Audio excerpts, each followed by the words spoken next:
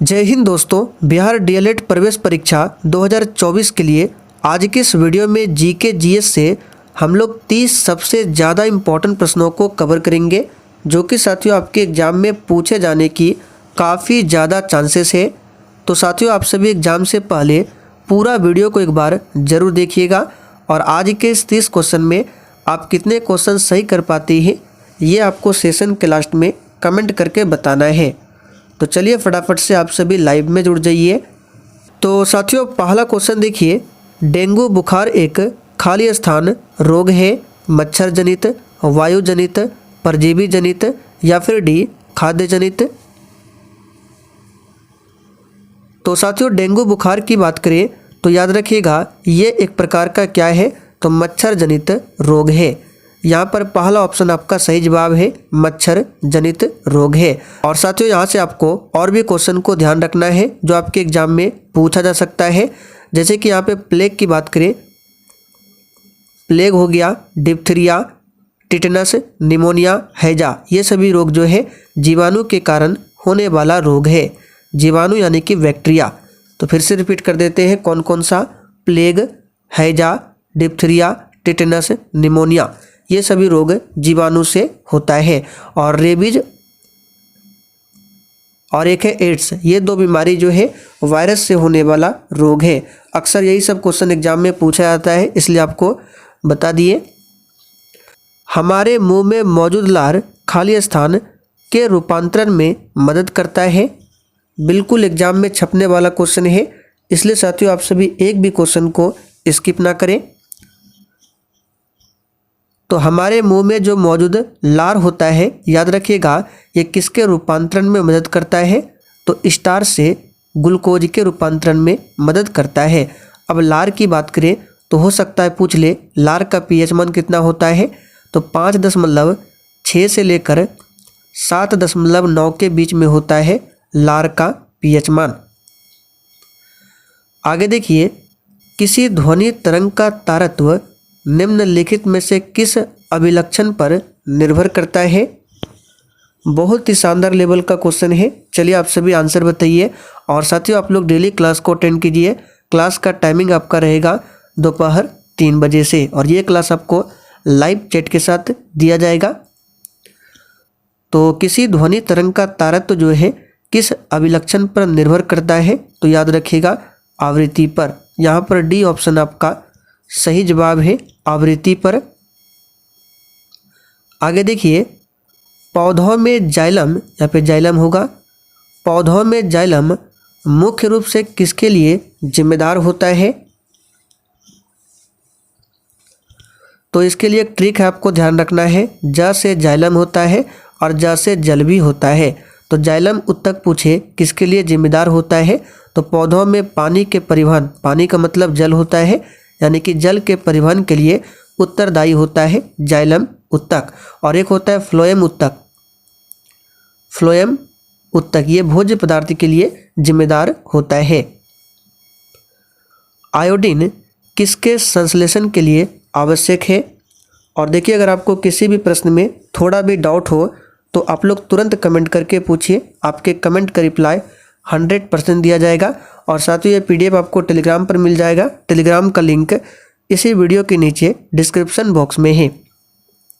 तो ध्यान दीजिए, आयोडीन जो है किसके संश्लेषण के लिए आवश्यक होता है। सही जवाब है थायरॉक्सिन के संश्लेषण के लिए आयोडीन आवश्यक होता है।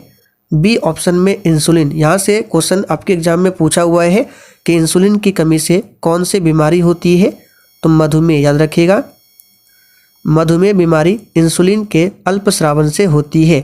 और विश्व मधुमेह दिवस प्रत्येक वर्ष 14 नवंबर के दिन मनाया जाता है। आगे देखिए, एक अवतल दर्पण के वक्रता केंद्र में एक वस्तु रखी जाती है तो उसका प्रतिबिंब कैसा बनेगा। तो बहुत ही आसान क्वेश्चन है। एक अवतल दर्पण है और उसके वक्रता केंद्र में एक वस्तु को रखना है तो उसका प्रतिबिंब जो बनेगा वस्तु के आकार के बराबर बनेगा, और वास्तविक या फिर आभासी बनेगा। तो इसका देखिए सही जवाब है वास्तविक और समान आकार का बनेगा। प्रोटीन का संश्लेषण किसमें होता है?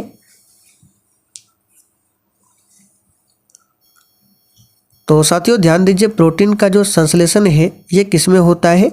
तो ये राइबोसोम में होता है। यहाँ पर बी ऑप्शन आपका सही जवाब है, राइबोसोम में। माइटोकॉन्ड्रिया का संबंध किससे है?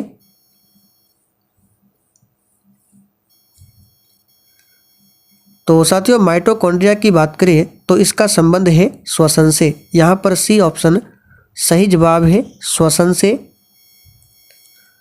कोशिका के अंदर ऊर्जा का निर्माण किसके द्वारा होता है? बिल्कुल 1 नंबर का क्वेश्चन है, आंसर बताइए। तो साथियों कोशिका के अंदर जो ऊर्जा का निर्माण होता है ये होता है माइटोकॉन्ड्रिया के द्वारा। इसलिए माइटोकॉन्ड्रिया को कोशिका का पावर हाउस कहा जाता है। पादप कोशिका में डीएनए होता है।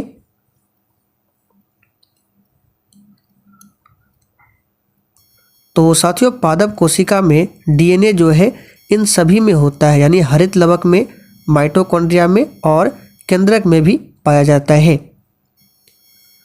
आइए आगे देखिए, मानव शरीर के कौन से अंग में लसिका कोशिका बनती है?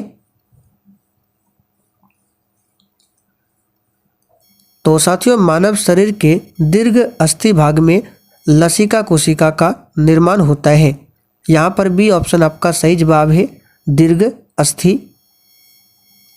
आगे देखिए, कोशिका सिद्धांत का प्रतिपादन किसने किया था? तो साथियों कोशिका सिद्धांत का प्रतिपादन जो है स्लाइडन और स्वान ने किया था। लेकिन कोशिका की खोज पूछे किसने किया था?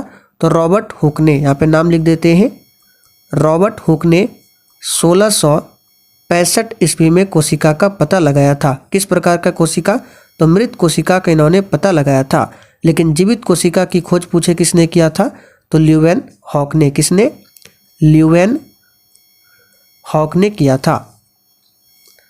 आगे देखिए, अर्धसूत्री विभाजन किसमें पाया जाता है? तो साथियों ध्यान दीजिए, अर्धसूत्री विभाजन जो है ये तरुण पुष्प कलिकाओं में पाया जाता है। यहाँ पर डी ऑप्शन आपका सही जवाब है। एटीपी का निर्माण कहाँ पर होता है? चलिए आंसर बताइए, एटीपी का निर्माण कहाँ पर होता है? प्रकाश की किरण गमन करती है। तो बहुत ही आसान क्वेश्चन है। प्रकाश की किरणें जो है ये हमेशा सीधी रेखा में गमन करती है। यहाँ पर पहला ऑप्शन आपका सही जवाब है, सीधी रेखा में। इंग्लैंड में औद्योगिक क्रांति किस उद्योग से प्रारंभ हुई थी? आपको यहाँ से 2 क्वेश्चन को ध्यान रखना है कि औद्योगिक क्रांति सबसे पहले कहाँ पर हुई थी? तो इंग्लैंड में। और किस उद्योग से प्रारंभ हुई थी? तो याद रखिएगा, वस्त्र उद्योग से। निम्नलिखित पर फसलों में से भारत दुनिया में अग्रणी उत्पादक और निर्यातक है। यानी कि इन चारों ऑप्शन में से कौन सी फसल है जो कि भारत जो है दुनिया में उस फसल का सबसे अधिक उत्पादन भी करता है और सबसे अधिक निर्यात भी करता है? तो याद रखिएगा वो फसल है चाय। भारत की वित्तीय राजधानी क्या है?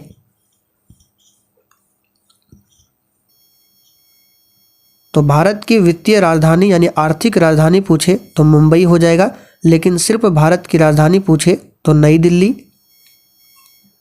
भारत में सबसे बड़ी जनजाति कौन सी है?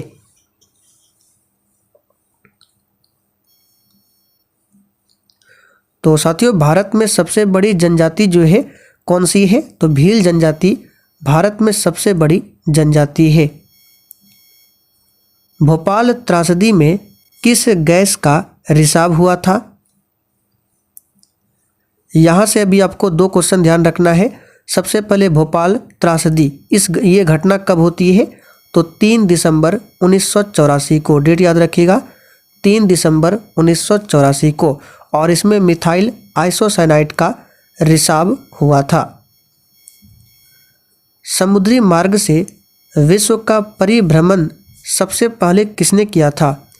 इस क्वेश्चन पर आप सभी स्टार मार्क कर लीजिए। तो साथियों, समुद्री मार्ग से विश्व का परिभ्रमण करने वाला पहला व्यक्ति मैगेलन था। भारत में वन्यजीव संरक्षण अधिनियम कब से लागू हुआ था?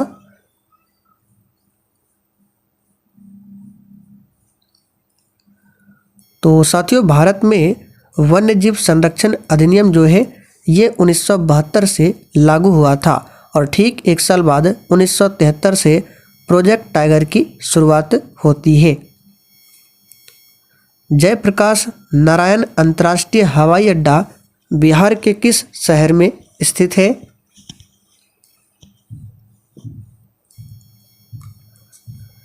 तो साथियों, जयप्रकाश नारायण अंतर्राष्ट्रीय हवाई अड्डा ये पटना डिस्ट्रिक्ट में स्थित है। बिहार की राजधानी पटना है। यहाँ पर जयप्रकाश नारायण अंतर्राष्ट्रीय हवाई अड्डा है। जयप्रकाश नारायण की बात करें तो इन्होंने ही संपूर्ण क्रांति का नारा दिया था और इन्हें लोकनायक की उपाधि दी गई है। इनमें से कौन लोकतंत्र को मजबूती प्रदान नहीं करता है?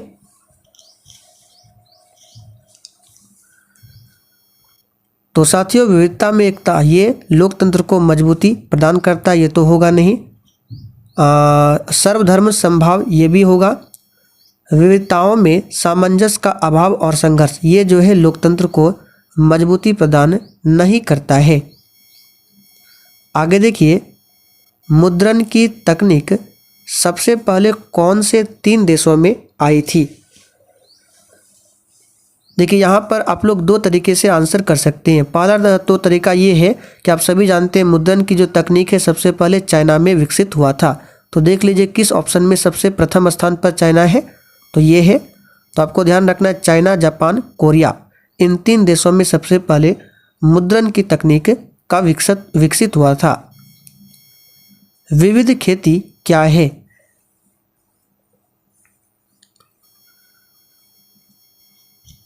चलिए आंसर बताइए।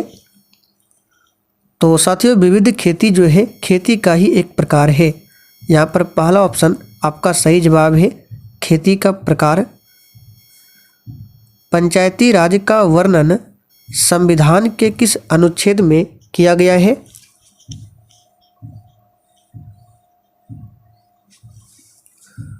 तो साथियों, पंचायती राज का वर्णन जो है संविधान के आर्टिकल 40 में किया गया है। अब यहाँ से आपको 2-3 क्वेश्चन और बताते हैं, नोट कर लीजिए। तो पहला क्वेश्चन ये बनता है कि पंचायती राज का जो शुभारंभ है सबसे पहले किस राज्य में हुआ था, यानी पंचायती राज लागू किस राज्य में हुआ था? तो राजस्थान में। और राजस्थान में कहाँ से? तो राजस्थान के नागौर से पंचायती राज का शुभारंभ होता है। और पंचायती राज को लागू करने वाला दूसरा राज्य पूछे तो दूसरा राज्य है आंध्र प्रदेश। कौन सा राज्य है? आंध्र प्रदेश। और आंध्र प्रदेश की अभी नई राजधानी बन चुकी है विशाखापत्तनम। अब तीसरा क्वेश्चन ये बनता है, जिस समय पंचायती राज लागू किया गया उस समय देश के प्रधानमंत्री कौन थे? तो पंडित जवाहरलाल नेहरू। पंचायती राज को संवैधानिक दर्जा कब मिला था? तो इसे भी नोट कर लीजिए। 73वां संशोधन 1992 के तहत पंचायती राज को संवैधानिक दर्जा मिला था।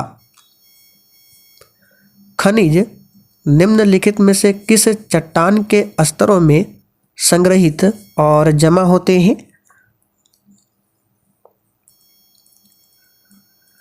तो साथियों, इसका सही जवाब हो जाएगा तलछटी चट्टानें। सबसे हल्की धातु कौन सी होती है? सिंपल सा क्वेश्चन है। सबसे हल्की धातु की बात करें तो ये हो जाएगा लिथियम। आखिरी क्वेश्चन है, डायनेमो का कार्य क्या है?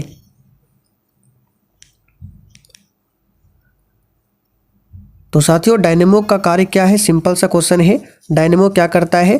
तो डायनेमो यानी कि जनरेटर क्या करेगा? तो सबसे पहले उसको घुमाना पड़ता है। तो घुमाना हुआ यांत्रिक ऊर्जा और फिर उसके बाद क्या होता है? विद्युत ऊर्जा निकलता है, यानी यांत्रिक ऊर्जा को विद्युत ऊर्जा में बदलता है डायनेमो। आगे देखिए, केंद्रीय तंबाकू अनुसंधान संस्थान कहाँ पर स्थित है?